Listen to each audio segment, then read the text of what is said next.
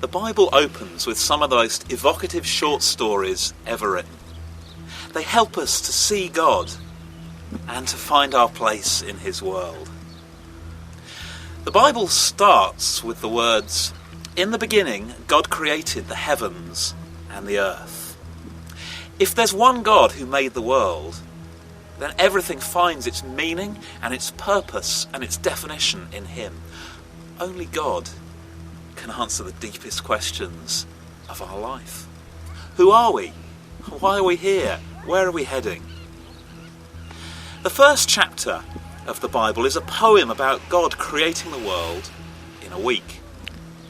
The earth was formless and empty, and on the first 3 days, he brought order to the formlessness.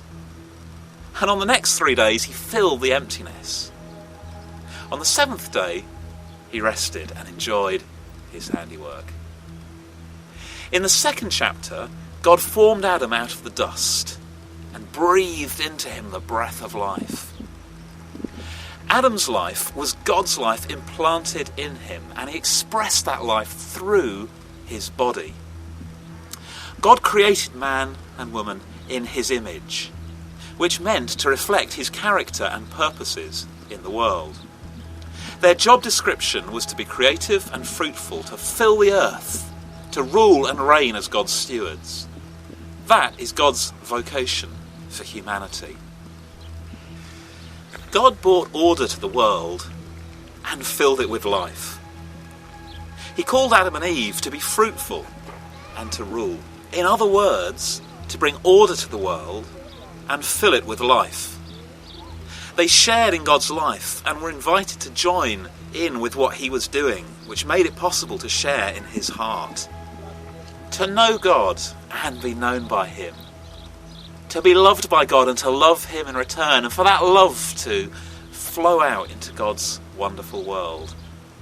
To share in the life and the purposes and the heart of God. That's what human life is all about. That's what it means to be truly human. The beginning and the end of the Bible show the world as God created it to be. In between is the story of how God's wonderful world was ruined and how he's restoring it to become all he intended it to be. The beginning and the end give us the reference points that help us understand how things should be, what's gone wrong, and what it means to be truly human.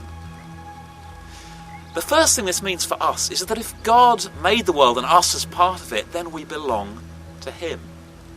That's an uncomfortable message in a world that's always telling us that we're number one, that it's all about us, that we must be true to ourselves. The reality is that we belong to God and we answer to him. But that's great news. We're not alone. There's one who's greater than us, who brings meaning and purpose and hope into our lives. The second thing is that we're meant to draw our life from God and to live in moment-by-moment relationship with him. Our relationship with God is meant to shape our relationships with each other and the world.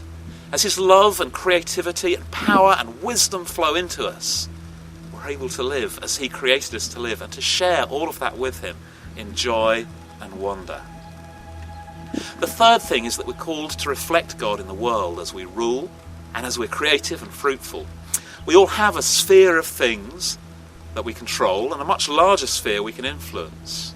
We rule in those spheres. How can we use our authority and influence to express the love and creativity and justice and healing of God?